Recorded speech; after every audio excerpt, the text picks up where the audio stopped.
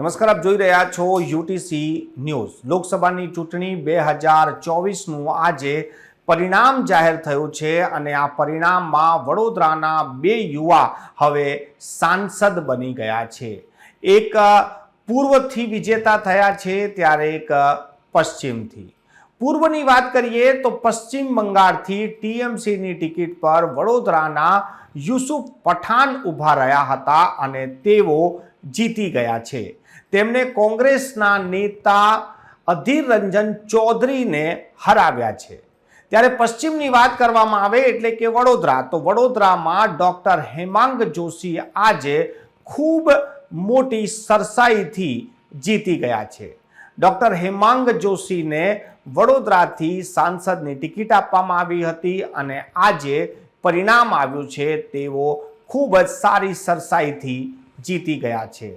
એક તરફ યુસુફ પઠાણ અને બીજી બાજુ ડોક્ટર હેમાંગ જોશી, એક ક્રિકેટર અને એક ડોક્ટર, એમ બે યુવા વડોદરાના હવે દેશની સૌથી મોટી પંચાયત સંસદ ભવનમાં જશે અને લોકોનું પ્રતિનિધિત્વ કરશે।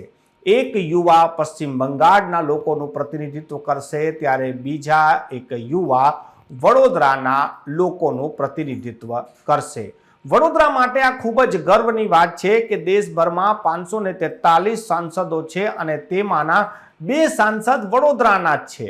ભલે યુસુફ પઠાણ પશ્ચિમ બંગાળથી ચૂંટણી લડ્યા હોય, જીત્યા હોય, પરંતુ છે તો તે વડોદરાના જ। બીજી બાજુ ડોક્ટર હેમાંગ જોશી વડોદરાથી ચૂંટણી લડ્યા છે અને તેઓ વડોદરાથી ચૂંટાઈ પણ ગયા છે। 543 સાંસદોની આ મહાપંચાયત એટલે કે સંસદ ભવનમાં વડોદરાના બે યુવા પ્રતિનિધિત્વ કરવા જઈ રહ્યા છે। આ ખૂબ જ ગૌરવની વાત છે। આ બંને વિજેતાઓને અમારા તરફથી ખૂબ ખૂબ શુભકામનાઓ।